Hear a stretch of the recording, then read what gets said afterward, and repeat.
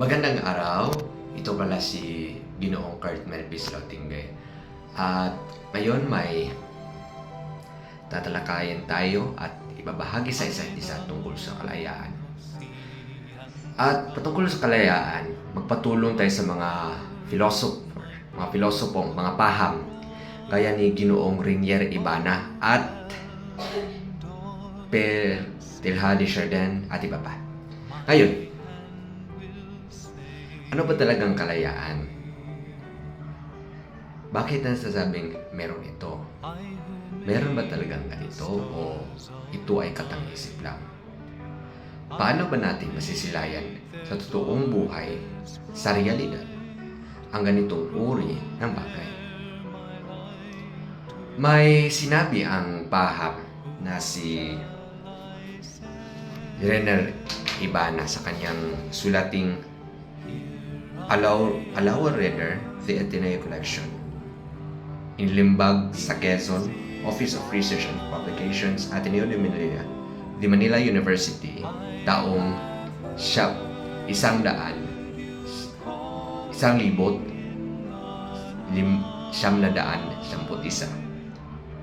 Pahina 99 hanggang 100. Ito ay gamit ang wikang sa Ingles. If the God we have enthroned is one who allows us to see all our human efforts as ultimately oriented to securing our own personal salvation, there is serious question as to whether we have not made ourselves a God who is not worthy of its own creatures. Can belief survive when it in whom we believe is hidden by very structures which were calculated to make its revelation available to everyone? At sa katunayan, idagdag natin ang konsepto patungkol sa Diyos. Ang Diyos ba ay nagbigay sa ating ng kalayaan?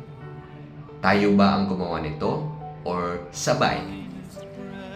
Sa sunod na pahina, 101, may pagsasabi rin dito sa paniniwala natin sa kalayaan.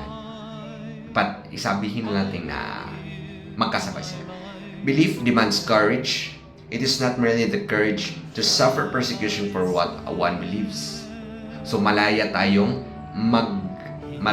ipreserba ang ating mga sarili. Malaya tayong ipagtanggol ang ating mga sarili mula sa mga dahas.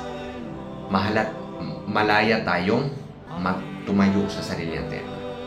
This can be as well in accepting the risk of living rather than knowing. So, kung binigyan tayo ng kalayaan, ito ay masasabi rin na pinapanindigan natin ito.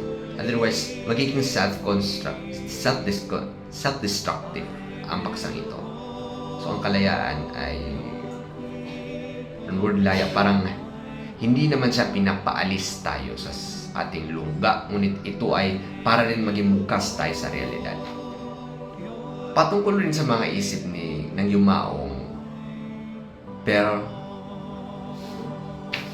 Teilhard de Chardin at iba pa, nagsasabi na